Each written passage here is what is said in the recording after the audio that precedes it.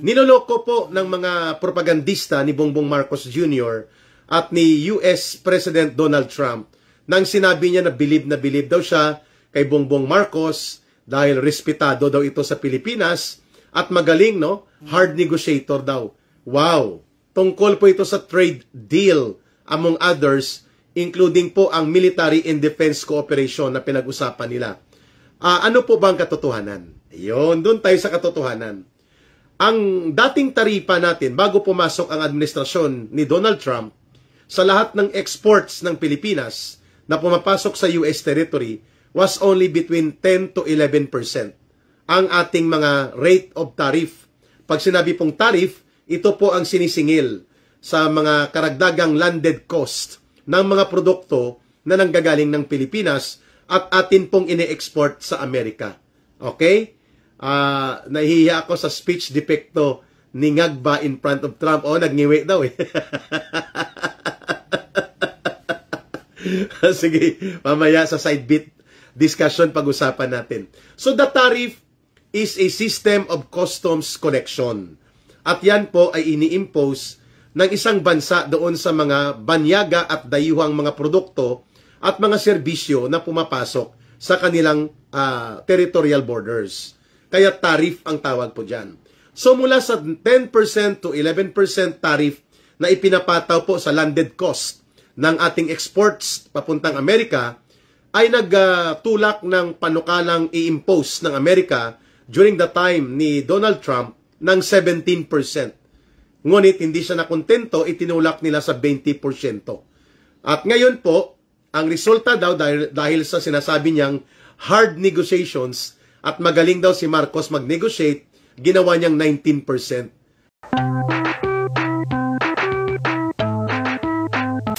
Ano namang ang EDCA? Ang EDCA po ay nagpapahintulot sa Amerika na maglagak ng mga armas pangdigma sa loob ng mga kampo militar ng Pilipinas. At yan po ang tinatawag na EDCA sites. Kagaya po ngayon, mayroon silang Typhoon missile launcher system na pwedeng mag-launch o maglunsad ng mga Tomahawk cruise missile at mga interballistic continental or semi-continental ballistic missile. Nandyan po ngayon sa Northern Luzon. So ang major camp na nandyan sa Northern Luzon po ay ang Camp Gamu sa Isabela, 5th Infantry Division yan, at mayroon din pong Marine Base area ang Pilipinas sa may area ng Batanes at Cagayan Valley. At mayroon din pong kampo militar dyan sa may Tarlac, mga kababayan, North Luzon Command. So, itong mga lugar na ito, tinatanong ngayon ng taong bayan, saan itinago itong Typhoon missile launcher system na kaya pong maglunsad ng Tomahawk cruise missile at iba pang semi-ballistic semi-continental missiles na pwedeng umabot sa bansang China, sa bansang Russia, and even po sa North Korea. So kung mayroon kang missile launcher system like the Typhoon missile system, ibig sabihin may mga missiles. Yes. Aanin mo ang missile launchers kung wala kang missile. Di po ba? Aanin mo ang pangtasa ng lapis kung wala kang lapis. Di ba? Very basic po yun, mga kababayan. So, nandyan sa Northern Luzon area. At mayroon din po sa may Palawan. Ang problema po, itong EDCA at itong VFA ay pareho pong walang transparency. Hindi po yan isinasaad ang katotohanang kalagayan sa mamamayang Pilipino. Kung kaya, walang pinagkaiba po ngayon ang sitwasyon ng Pilipinas sa sitwasyon bago lusubin ng bansang Russia ang Ukraine noong February 2022, mga kababayan. And kalahati po ng mga lungsod ng Ukraine wasak na at mahigit 3 milyon ng kanyang mamamayan po ay nagkakaroon ng pagiging refugee at mahigit mga 700,000 na pong patay sa kanilang bansa, mga kababayan. So, hindi po nangyari basta-basta lamang ang paglusob ng bansang Russia sa pamumuno ni Vladimir Putin just because naisipan lang ni Vladimir Putin na lusubin ang Ukraine. Hindi po ganun. matagal na nag-uusap ang Ukraine government at sila Vladimir Putin, ang Russian government, na ang sinasabi ng Russian government, pwede ka naman maging independent sa iyong pakikipagtungo sa iba't ibang NATO-aligned countries. NATO is North Atlantic Treaty Organization, kung saan pinapakialaman din po yan ng Amerika. Mga Western countries sa Europe po yan. At sabi lang naman ng Russia, wag kang pumayag na maging member ka ng NATO, sapagkat pag nag-member ka ng NATO, ay maglalagay sila ng military base sa Ukraine. At ang Ukraine po ay doorstep ng Russia. Yan po ang ibig sabihin ni Vladimir Putin. Tutulungan natin ang inyong bansa, magtulungan tayo, because we were part of the Union Soviet of Socialist Republic, USSR before. At marami pong ugnayang kultural at ugnayan po, kasaysayan, historical, ang bansang Russia at bansang Ukraine. Subalit ipinilit ni Zelensky na maging membro ng NATO na hanggang ngayon hindi pa naman naaprubahan at kung kaya po nagkaroon ng digmaan. Ito din po ang ginagawa ngayon ni Donald Trump kay Marcos. Sige, bawasan ko ng 1%, namin ng 1% ang inyong taripa at mag-open market tayo, zero tariff, both sides. Alam naman natin na talo't dihado tayo dyan sa sinasabi nilang zero tariff sapagkat lalamunin tayo ng Amerika pag nakipag-compete tayo in open market na hindi tayo pwedeng magpataw ng taripa sa kanila. Yan lang naman pong ibig sabihin ng open market zero tariff, mga kababayan. Lalamunin tayo dyan. Hindi tayo makakapagsingil ng mga customs duties and taxes na dapat singilin natin sa kanilang mga produktong pumapasok sa Pilipinas.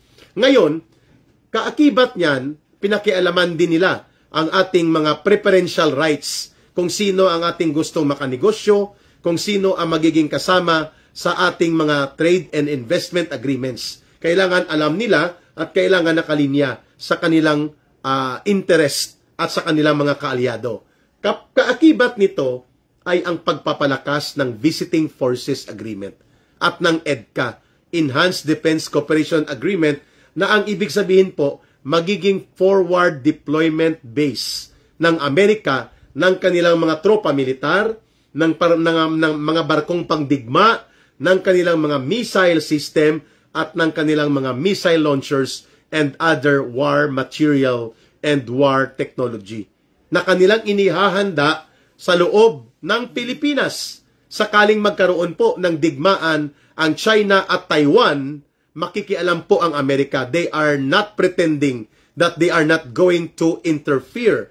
It is an open public declaration that the U.S. will interfere in the conflict should the armed conflict between China and Taiwan will escalate into a full shooting war. The U.S. will interfere and intervene. So saan manggagaling po mga armas at mga tropa na gagamitin ng Amerika upang pakialaman ang digmaan o ang sigalot ng China at Taiwan? Sa Pilipinas.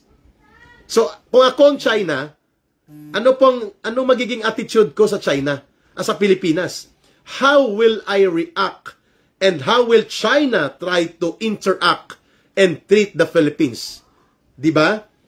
Kaya maiba ang pagtrato ng China sa Vietnam, sa Malaysia, sa Indonesia, sa Thailand, sa Brunei, sa Laos, sa Cambodia, sapagkat itong mga bansang ito ay hindi pumapayag na lagyan ng forward deployment ng mga military assets, military technology, and war technology ng Amerika ang kanilang mga bansa.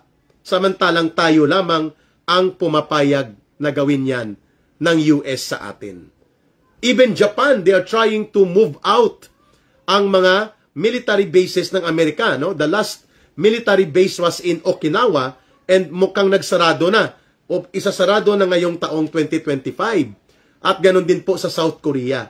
O bakit tayo pumapayag na dito ilalagak sa Pilipinas ang mga armas pangdigma, ang mga war technology, mga war machine ng Amerika at gagamitin ng ating bansa as forward deployment of their war technology in preparation sa armadong sigalot o digma ang magaganap sa Indo-Pacific area.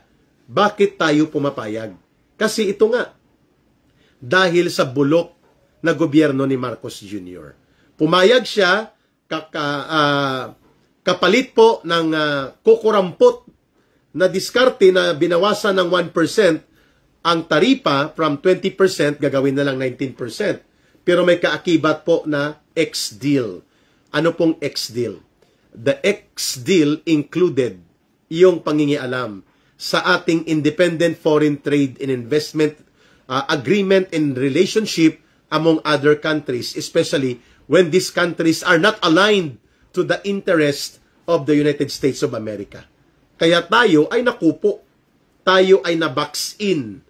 Committed po, naging manipis at makitid ang ating oportunidad na mapalago ang sariling ekonomiya at negosyo sa ating bansa dahil limitado ang ating galaw pagdating sa ating kalayaan na magdesisyon kung sino ang ating makakanegosyo at makakahalubilo sa ating mga economic, trade, and investment deals na hindi basta-basta papayagan ng Amerika.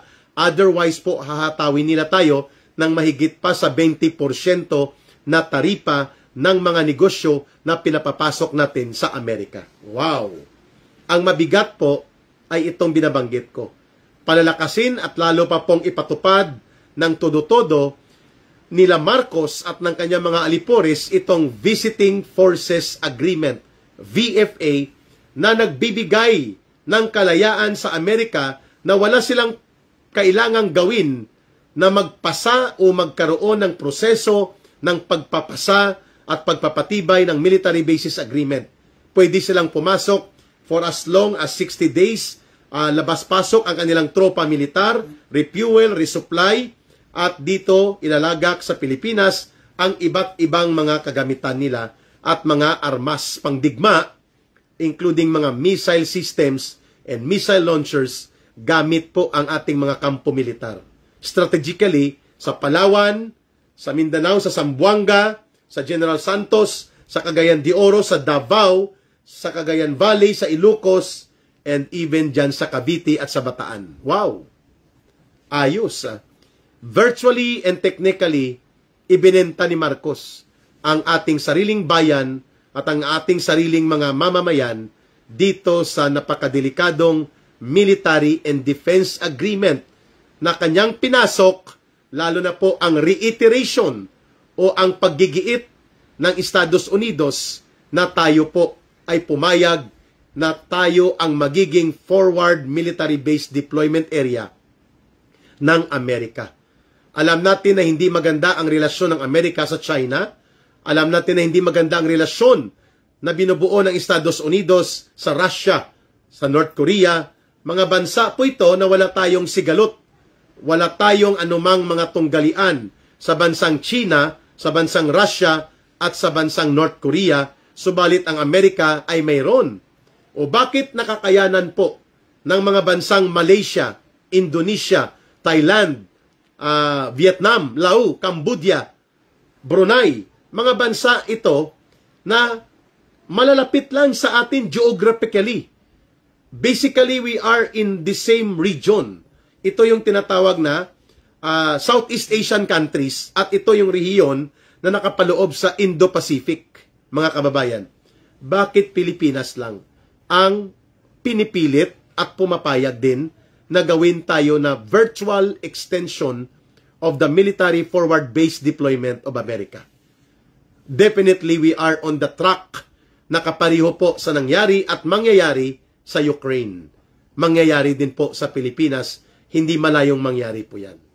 Kaya wala pong katakataka bakit si Gibo Teodoro, na supposedly ay Defense Secretary ng Pilipinas, ay mayroon pong Maltese citizenship at may Malta passport po ito. At malamang sa malamang po itong sila Tambaloslos, sila Marcos at mga pamilya nila, kapag nagkaroon po ng aktwal na digmaan na pwedeng sumiklab sa pagitan ng China at Taiwan at pwedeng sumiklab din sa pagitan ng Pilipinas at China, malamang sa malamang po ay aatras, maglalayas po ang itong mga alipores ng demonyo na nasya lang nakikipag-ugnayan sa Amerika upang ilubog sa digma-digmaan at tapang-tapangan nilang patakaran ang ating bansa at mga kababayan nating mga Pilipino. We have to speak up. We cannot speak up anymore if there will be already an open war situation. Kaya nga, tamang-tama talaga ang binabanggit ng isang war philosopher na si Sun Tzu. Ang sabi ni Sun Tzu, a greedy man or a greedy leader will burn down the villages and his people just to make him stay in power. Ibig sabihin po, walang pakialam ang isang ganid sa kapangyarihan at bulok at kurakot na leader, di bali nang sunugin at lipulin niya hanggang maabo sa lupa ang kanyang mamamayan at ang kanyang bansa, lamang masunod ang kanyang kapritsyo na manatili sa poder. Yan po ang kahulugan ng quotation ng war philosopher na si Sun Tzu, mga kababayan. Wow! Ganyan na ganyan nga ang karakter, ganyan na ganyan nga po ang pagkatao na ipinapakita ni Marcos at nila Romualdez, the way they are bringing war into the doorstep of our country. So, mali po ang binabanggit ni Ka Eric na it was only about the US-Philippines Reciprocal Trade Agreement. I say sorry to that. It included pala military and defense reiteration agreement, the way Donald Trump right now is speaking sa kanyang social media platform, yung Truth Social, na nagkaroon pala ng reiteration o pagtutulak na palakasin pa ang mga umiiral na makaisang panig at napakadelikado na mga military and defense agreement o defense and military na mga kasunduan kagaya po ng Visiting Forces Agreement at ng EDCA. Ukraine na Ukraine po ang nakikita nating patutunguhan ng bansang Pilipinas. Sana po ay wag magdilang anghel ang ating talakayang ito na hindi magaganap ito. Kasi pag naganap po ito, pinakamatagal na 1 linggo ang itatagal natin sa digmaan laban sa China. The third largest military in the world and the second world biggest economy ang China. And yet, pumapayag tayo na gamitin tayo bilang pawn, bilang alipin, bilang panakipbutas ng Amerika at pangbalakan yon dito sa kanyang pagigiit at pagkikipagkiskisan sa bansang China at Russia. O bakit tayo pumapayag? Just because of the 1% reduction in the tariff imposition na mataas pa rin po yon? 19% is no big difference to 20% tariff. O bakit hindi pumapayag ang mga bansang binanggit ko?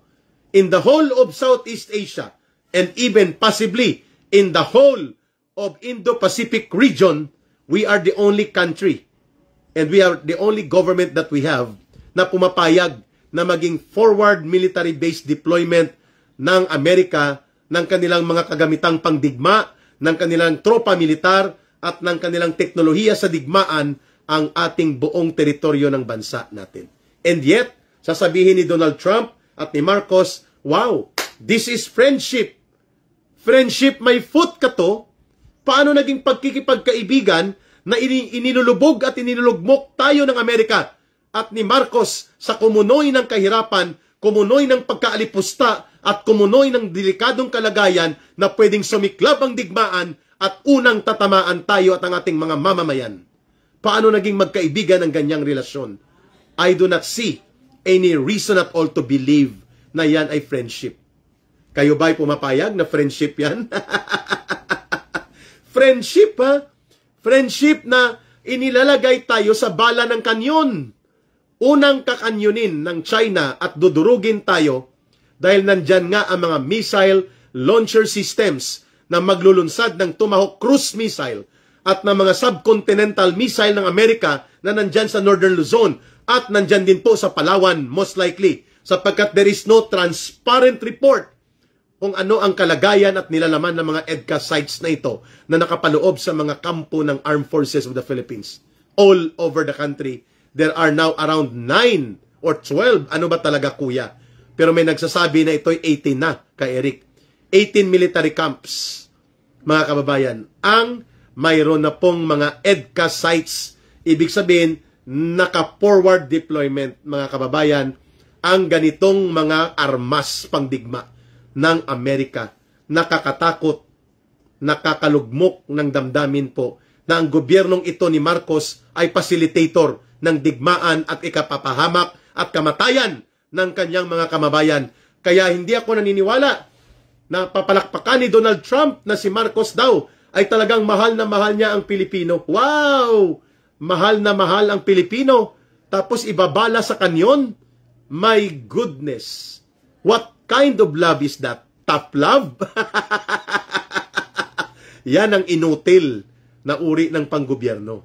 Kaya nangyayari ngayon ito sa atin, mga kababayan. At ito pa, pinalakpakan po ni Donald Trump si Marcos at pinitik pa niya si Pangulong Duterte. Sabi niya, it's not your fault, but it's your president's fault na mayroon pong pangiinsulto at pangahamak sa naging malaya at matatag na paninindigan ng administrasyon noon ng panggobyerno ni Rodrigo Duterte na hindi tayo nagpakaalipin sa Amerika at hindi rin po tayo inalipusta ng China sapagkat balanse at patas ang pagbibitbit niya ng foreign policy niya.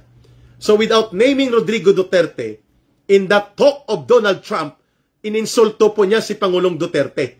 At sinabi niya, it's not your fault, it's not your country's fault, but your president's fault. Kaya pala, tahimik si Donald Trump at hindi nagsasalita tungkol sa kalapastanganan, abuso, at mga iligal at malakriminal na pagdukot at pagpapatapon kay Rodrigo Duterte kasi pala, siya pala ay bahagi ng paniniwala na si Rodrigo Duterte ay nagtaksil sa ating bayan at naging kaibigan ng China. So, it does not make any sense na si Donald Trump ay iba kay Joe Biden. No. Pareho lang po ang interest nila. They are the same dogs with different color, but they are also the same dog that can bite and that can prey and that can become predators over the Filipinos. Yan po ang katotohanan about Donald Trump, mga kababayan. Sa China po ba may tarif tayo kay Eric? Mababa po, Jen Sarmiento. At maganda po ang mga offer ng trade, business and trade ng China. Less than 10% po, Jen Sarmiento. Yeah, sinagot ko na, no? Malaki po ang pakinabang at makukuha nating economic and trade investment sa China the way nakikinabang ngayon ang Vietnam, Laos, Cambodia, Thailand, Malaysia, Indonesia. Bagamat sila po ay may mga magkatunggali din na mga claims dyan sa South China Sea, Vietnam, Malaysia, Thailand, and Indonesia, and among Laos, Cambodia, they are having a high benefit deals of trade and investment negotiations with China. At inoffer din po yan sa atin, no? Dahil top negotiator no, si Bongbong Marcos. Pero hindi tayo tatahimik. Magsasalita po tayo, mga kababayan. Kaya po, kahit medyo matamlay masyado at masakit pa rin ang likod ni Ka Eric, bumabangon po ako para gawin po ang aking advokasya at paninindigan kasama sa inyo. Ang pagpapaliwanag at pagpapataas ng kamalayan ng mga Pilipino ang magiging tagapagtanggol ng ating bayan. When the people are awakened by their political and social consciousness, the people are empowered. Hindi si Marcos at ang kanyang bulok na gobyerno ang magtatakda ng kinabukasan at kaligtasan ng ating bayan at ng ating mga mamamayan. Niloloko po ng mga propagandista ni Bongbong Marcos Jr. at ni US President Donald Trump nang sinabi niya na bilib daw siya kay Bongbong Marcos dahil respetado daw ito sa Pilipinas at magaling, no? Hard negotiator daw. Wow! Tungkol po ito sa trade deal among others, including po ang military and defense cooperation na pinag-usapan nila. Ano po ba ang katotohanan? Ayun, doon tayo sa katotohanan. Ang dating taripa natin bago pumasok ang administrasyon ni Donald Trump sa lahat ng exports ng Pilipinas na pumapasok sa US territory was only between 10 to 11%. Ang ating mga rate of tariff. Pag sinabi pong tariff, ito po ang sinisingil sa mga karagdagang landed cost ng mga produkto na nanggagaling ng Pilipinas at atin pong ine-export sa Amerika. Okay? Nahihiya ako sa speech defecto ni Ngagba in front of Trump. Nagngiwi daw eh. Sige, mamaya sa side bit discussion pag-usapan natin. So the tariff is a system of customs collection. At yan po ay ini-impose ng isang bansa doon sa mga banyaga at dayuhang mga produkto at mga serbisyo na pumapasok sa kanilang territorial borders. Kaya tariff ang tawag po dyan. So mula sa 10% to 11% tariff na ipinapataw po sa landed cost ng ating exports papuntang Amerika, ay nagtulak ng panukalang i-impose ng Amerika during the time ni Donald Trump ng 17%. Ngunit hindi siya nakontento, itinulak nila sa 20%. At ngayon po, ang resulta daw dahil sa sinasabi niyang hard negotiations at magaling daw si Marcos mag-negotiate, ginawa niyang 19% at may open market zero tariff. Ano pong open market na ito? Ito po yung mga produktong sasabihin ng Amerika, papasukin nyo dito at kailangan namin. Pero kami ang magtatakda. Yan ang ibig sabihin ng open market. Pero kami naman, papasukin nyo rin ng mga produkto namin at mga kagamitan at aming mga negosyo ng zero tariff din. Doon sa tinatawag na open market share. Wow! Yun pala yun. Ipinagmayabang nila ang 1% reduction sa 20% na supposedly ipapataw po ng US government laban sa Philippine exports. So from 20%, ginawang 19%. At ito na po ang binubulgar ni Ka Eric. The main deal was not about the cocaine party na na-involve po ang asawa ni Marcos Jr. na si Lisa Araneta Marcos. It was not about that. The deal was about the US-Philippines Free Trade Agreement na itinago at kanila pong pinasekreto na huwag maibulgar sa mamamayang Pilipino dahil hindi katanggap-tanggap. That's number 1. Number 2, mayroon pong mga military deals and defense deals na pinasukan si Marcos na hindi rin po niya sinabi kung ano ang kanilang na-commit kay Donald Trump at sa Amerika. Kamote everyday, mabisa sa muscle cramps, yan kinakain na mawawala ang leg cramps. Thank you po sa mga nag-a-advise sa aking kalagayan sa health ko ngayon, mga kababayan. I appreciate po. Ulitin ko po hindi lang po ito trade deals. This was not about the unfair and onerous, one-sidedly ulterior advantage to the US na pinasok ni Marcos. Doon nga sa binulgar ni Ka Eric na US-Philippines fair trade or reciprocal trade agreement na hindi naman talaga reciprocal. Okay. From 20% na ipapataw, naging 19% dahil daw believe si Donald Trump sa negotiations skills ni Marcos Jr. Pero ito ang catch. Bagamat nagbawas sila ng 1% doon sa tariff na 20% sanang ipapatupad nila ng American government under Donald Trump sa lahat ng Philippine exports na pumapasok sa US territory, ginawang 19%. Malaki pa rin. Kasi we were only having the tariff duty of around 10% to 11% for quite a time. Matagal-tagal po na nasa 10% lang hanggang 11% ang ating taripa na binabayaran. Pag pumapasok po ang ating mga mangga, pinya, saging, o ano pa mang mga basic services and trade and investment na pumapasok sa Amerika. And it can become competitively advantageous to the Philippine trade deals and economic benefits. Pero nang pumasok si Donald Trump po, ang kanyang ipinatupad, 20% kaagad. From 10 to 11%, ginawang 17%. And then naging 20%. At ngayon, matapos po magluhod-luhuran si Marcos Jr. at magpaalipin sa Estados Unidos at kay Donald Trump at panloloko na style, ginawang 19%. Mataas pa rin po yan sapagkat ipapataw po yan sa tinatawag na landed cost. So kung ang 1 kilo ng mangga ay nagkakahalaga lamang dati ng mga $5, papatungan mo ng 19%, papatak po yan sa almost $6 per kilo.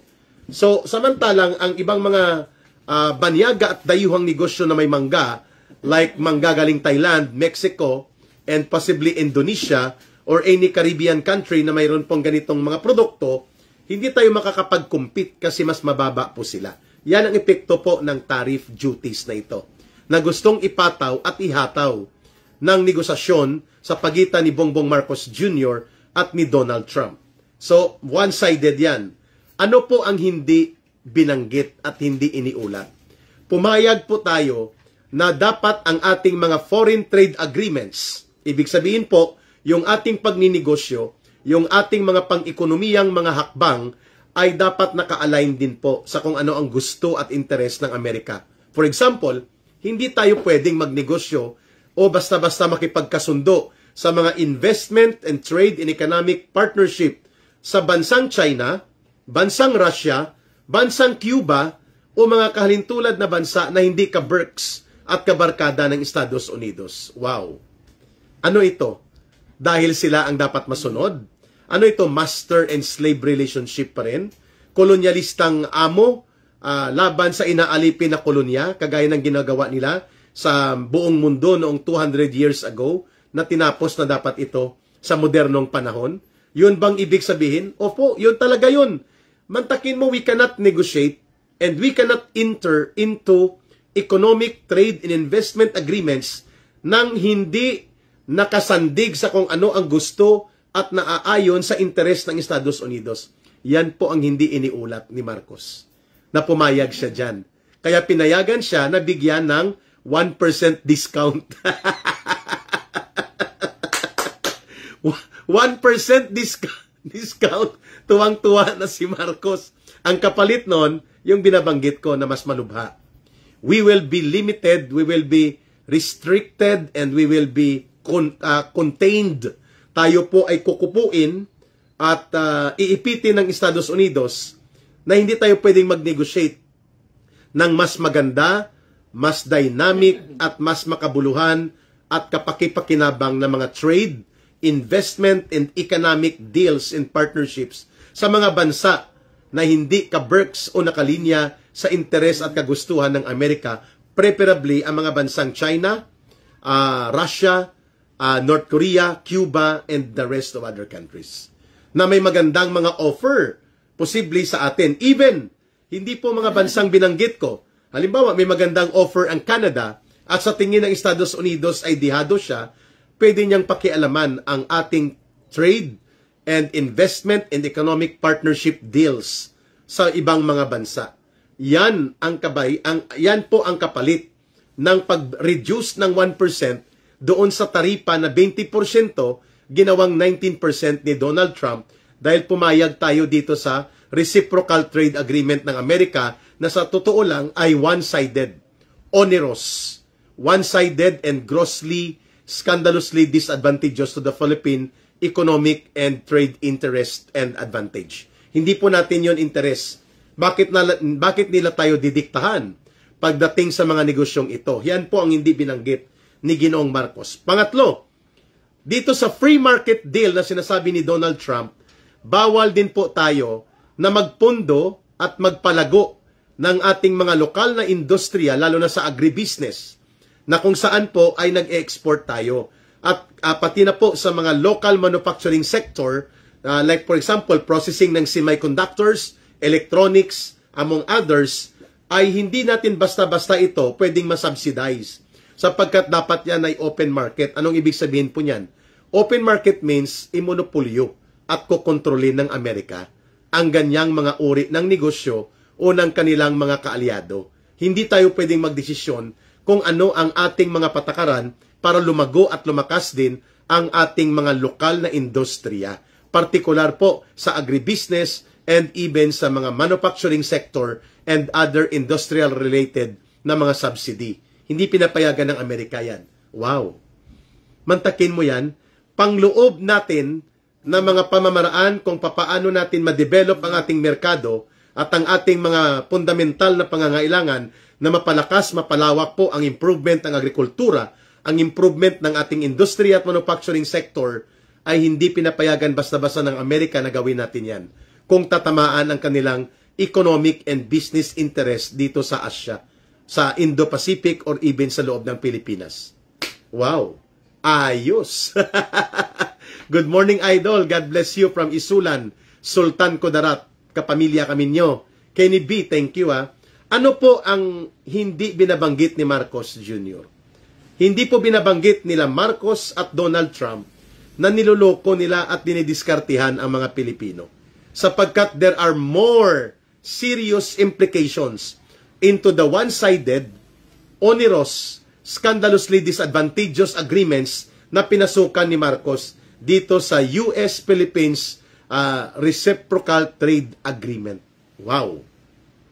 Hindi nila ito tinatalakay. At ito pa po ang nakakabahala.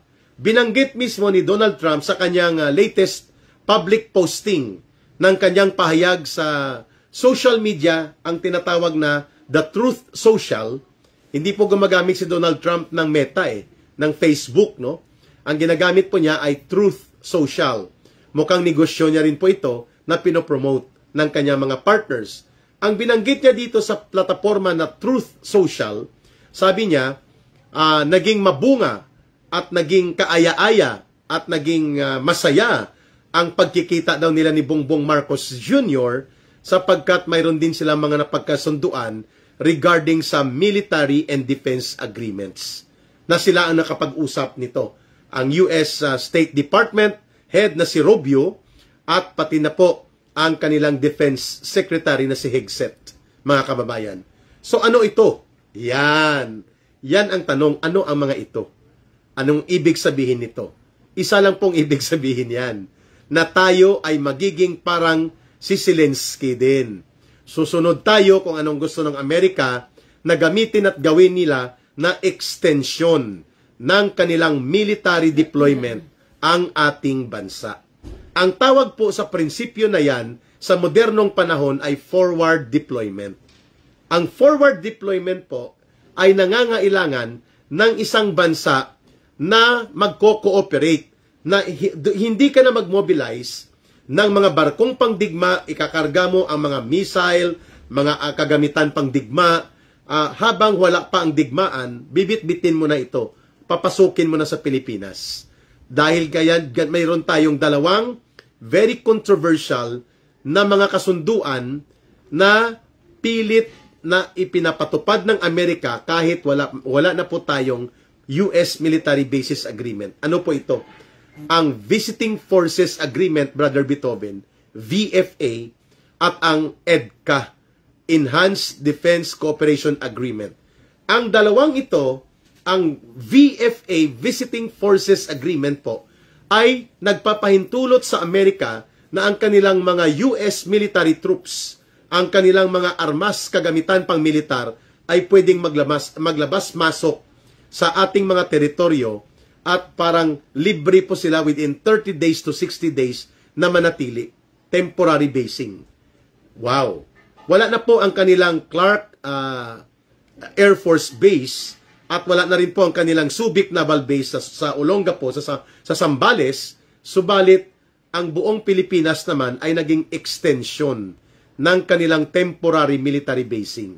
Kaya nagkaroon ng Visiting Forces Agreement o VFA sa panahon ni Fidel Ramos. I think it was signed in 1995 or 1996, mga kababayan. Sa panahon ni the late President General Fidel Ramos.